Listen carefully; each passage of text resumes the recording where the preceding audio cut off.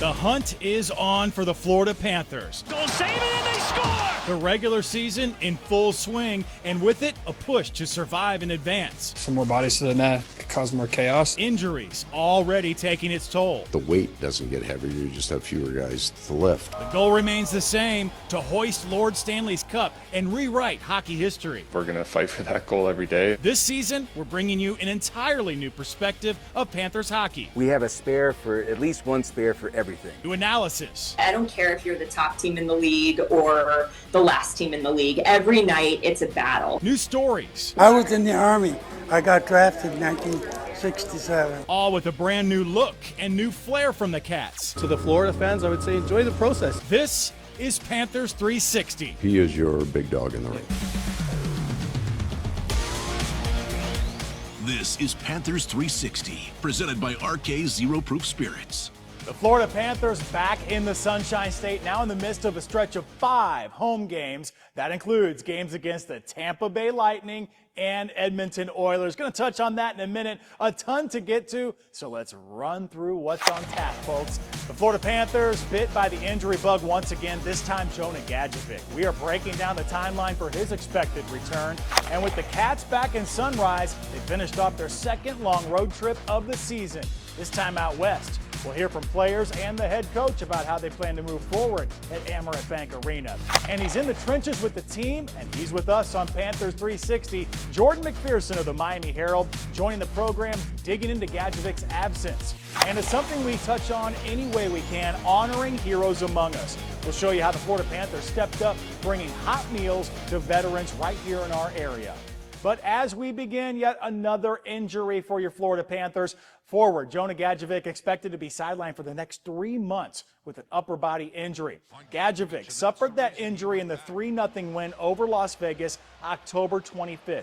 He hasn't played since. Now he's undergoing surgery. Hear from head coach Paul Maurice in a clip provided by the Florida Panthers about the optimism as the season goes on. This is our team, so we don't have any short-term injuries here. Right? Everybody's out for months, so this is just our team. And then we can say that we will have the best trade deadline year in history because we're going to add hopefully 5 players to our team without having to pay for any of them. Well, you heard it right there from Coach, hoping to get most of the players back, hopefully by the deadline. Gadjovich joins a list that just keeps growing. Let's hope no more added to this. We know our captain Alexander Barkov could be out for the remainder of the regular season, recovering from that ACL injury. Also inching closer to December-ish. The words of General Manager Bill Zito in regards to Matthew Tkachuk. Tomas Nosek continues to be sidelined with a knee injury, and defenseman Dmitry Kulikov expected to be out at least through February with an upper body injury. You almost need 2 hands now to count the number of long-term injuries for the Florida Panthers. This week, I brought the topic up to Jordan McPherson of the Miami Herald. Listen to this. Who fills in the gap there, and what do you think about this newest injury? Yeah, I mean, it's another big hit for them. And with Gadjovich, I mean, he played the entire game. He was out there on that final shift. So when Paul Maurice initially said that he was going to be out, he'd be reevaluating a week, I thought, okay, a week long, okay, no big deal. They have enough fourth-line depth. 3 months, that's another big hole. I mean, him and Tomas Nosek now from that fourth line out long term. You're going to look at Noah Gregor's going to keep getting time on that wing, on that right wing on the fourth line with AJ Greer left wing and Cole Schwinn at center. And that line has looked pretty good over this road trip over these last 3 or so games that they've been together.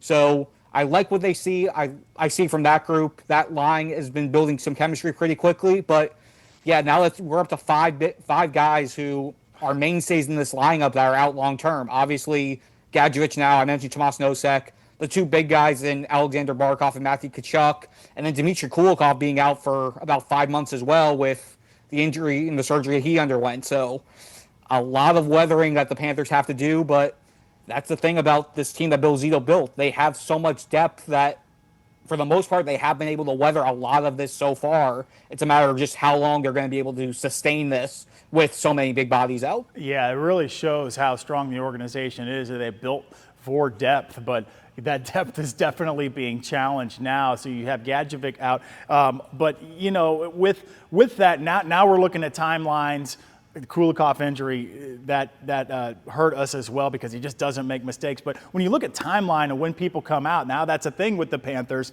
when they come back. Matthew Tkachuk, we talked about General Manager Bill Zito. He used the words himself, December-ish.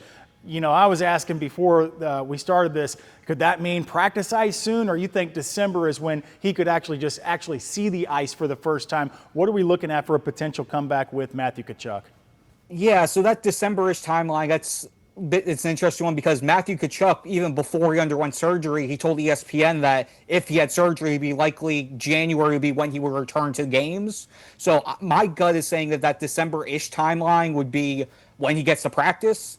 Obviously, it's still that December timeline still a month away. Hoping to get some clarity from Paul Maurice once the team comes back from the road trip about where things stand, both with him and Alexander Barkov. I know Barkov's out for a lot longer than Tkachuk, and the hope for Barkov is to be back for the playoffs, but it'll still be good to see some more updated timelines with both of them. The Florida Panthers finishing off their West Coast road trip with a .500 record, picking up wins against the Kings and Golden Knights, losing to Anaheim and San Jose. But a huge bright spot on the road, forward Brad Marchand, playing some of the best hockey we've seen from the 37-year-old. In the Cats' final game out west against Vegas, Florida bounced back, a 3-2 win over a Knights team that had been sitting second in the Pacific Division. In clips provided by the Florida Panthers, hear from head coach Paul Maurice and defenseman Donovan Sabrango, who tally one of the best games of his young career. I mean, it's always fun to get points, but that's not why they brought me in. But it's always fun to get a couple points, and your first ones you always remember. I think he's played the same game, and that's a really impressive thing because he doesn't have a lot of NHL experience. He's still a young man. But he has been very, very consistent in his style of game. Sabrango notched his first career points against Vegas on the 10th, and during the game, someone who may have been a little more excited for him was his mom, Kim. Yeah, on X, she posted this message, cheering on her son's first assist. As the Panthers roll through the next month, let's keep you up to speed about the next upcoming long road trip. It's going to take the Panthers into December on the 10th. That's a Wednesday. The Cats take on the Utah Mammoth.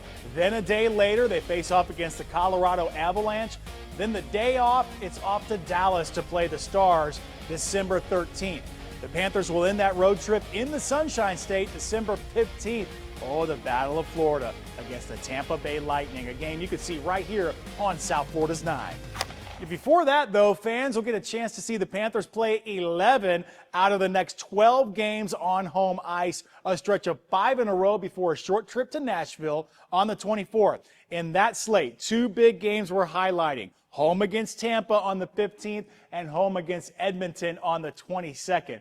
You know the history here. Back-to-back Stanley Cup final showdowns with the Oilers. In 24, the Panthers went up 3-0 in the series, looked to be rolling, only to see Edmonton even things out and force that Game 7. Last season, Florida captured their second straight Stanley Cup, defeating the Oilers in 6 games, celebrating on home ice for the second year in a row. How awesome was it? Sam Bennett won the Conn Smythe Trophy as the playoff MVP. Remember the season before, Connor McDavid took home the hardware with the Oilers, becoming just the 6th player in history to win it on a losing Cup final team. Speaking of McDavid, an interesting nugget earlier this month. He actually became the 4th fastest player in NHL history to reach 1,100 career points. Did so in just 726 games. Now the 69th player in the league history to reach that milestone. Only Wayne Gretzky, Mario Lemieux, and Mike Bossy accomplished it faster. Now let's talk about those Tampa Bay Lightning. Last season, those two rivals, we split their 4-game series. November 15th, going to be the first time the two meet this regular season. It was that preseason finale, though. Ooh, saw more than 300 combined penalty minutes and more than a dozen misconducts. All time, these teams have played 161 regular season games. The postseason record, an even 500, 10-10. As we continue, we do it almost every show, keeping tabs on the guys in the farm. This time, we're going back to the ECHL, catching up with the Savannah Ghost Pirates.